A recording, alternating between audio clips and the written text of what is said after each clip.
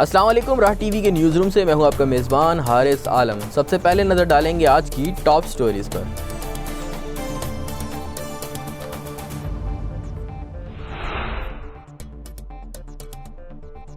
عوام اور علماء کے شدید رد عمل کے بعد قادیانی عاطف میاں کو پاکستانی اقتصادی مشاورتی کونسل سے باہر کر دیا گیا۔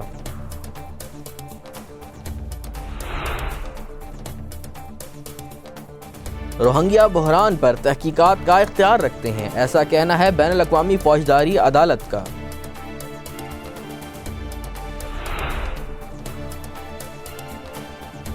اور غزہ میں اسرائیلی فوج کی فائرنگ سے ایک فلسطینی شہید جبکہ 200 کے قریب زخمی ہو گئے۔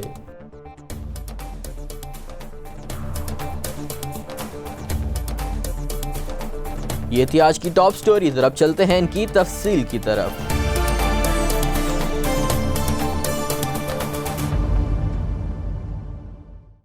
عوام اور علماء کے شدید رد عمل کے بعد قادیانی عاطف میاں کو مشاورتی کونسل سے باہر کر دیا گیا ہے۔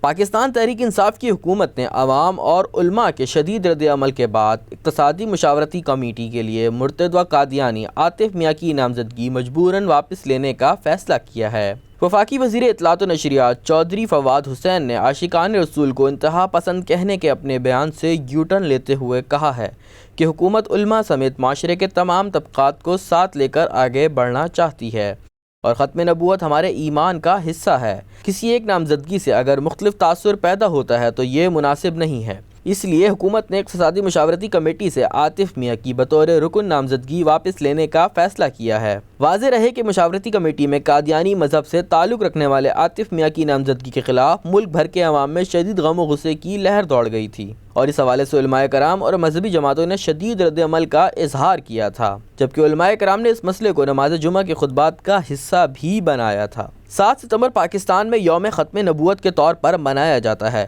اور اس دن پاکستان کی پارلیمنٹ نے قادیانیوں کو غیر مسلم قرار دیا تھا۔ بین الاقوامی فوجداری عدالت کا کہنا ہے کہ وہ روہنگیا بحران پر تحقیقات کا اختیار رکھتے ہیں۔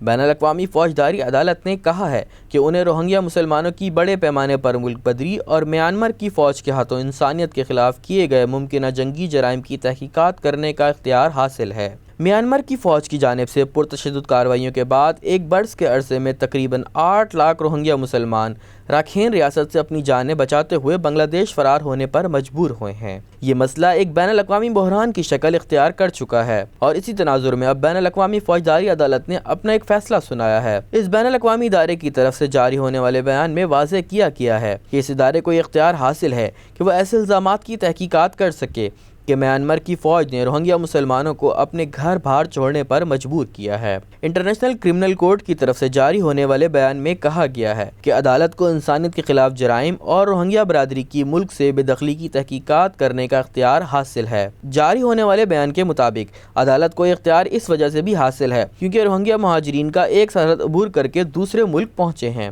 اس فیصلے سے امکان پیدا ہوا ہے کہ عدالتی تفتیش کار روہنگیا مہاجرین کے خلاف ہونے والے ممکنہ جرائم کی تفتیش اور اس کے نتیجے میں ذمہ دار افراد کو عدالتی کٹہرے میں کھڑا کر سکتے ہیں۔ اقوام متحدہ کے انسانی حقوق کے سب سے بڑے اعلیٰ ادارے نے کہا ہے کہ میانمار کی فوجی قیادت کے خلاف نسل کشی کی تحقیقات ہونی چاہیے۔ اقوام متحدہ کی رپورٹوں کے مطابق میانمار کی فوج کی جانب سے روہنگیا برادری کو دھمکانے اور خوفزدہ کرنے کے لیے آبروریزی اور جنسی تشدد جیسی کارروائیاں باقاعدہ اسٹریٹجی کا حصہ تھیں۔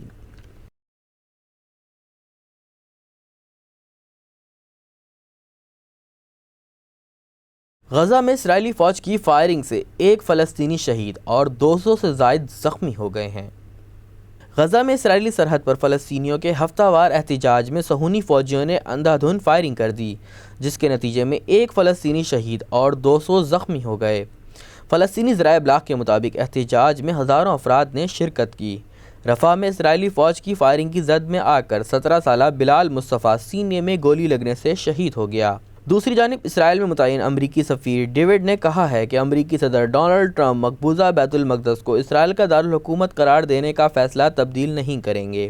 ان کا کہنا تھا کہ شام کی مقبوضہ وادی جولان کو شام کے حوالے کرنے کا تصور بھی نہیں کیا جا سکتا۔ اسرائیلی اخبار کو ایک انٹرویو میں ان کا کہنا تھا کہ امریکہ کی آنے والی انتظامیہ ڈونلڈ ٹرمپ کے اعلان کو منسوخ نہیں کرے گی۔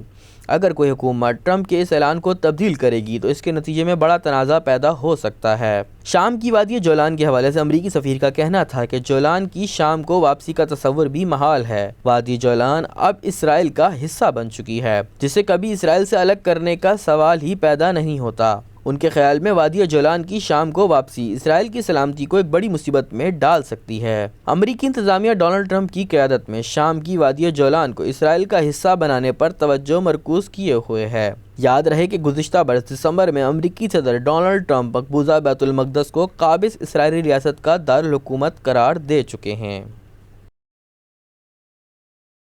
یہ تھی آج کی ٹاپ سٹوریز۔ نیوز روم سے فی الوقت اتنا ہی۔ اللہ حافظ۔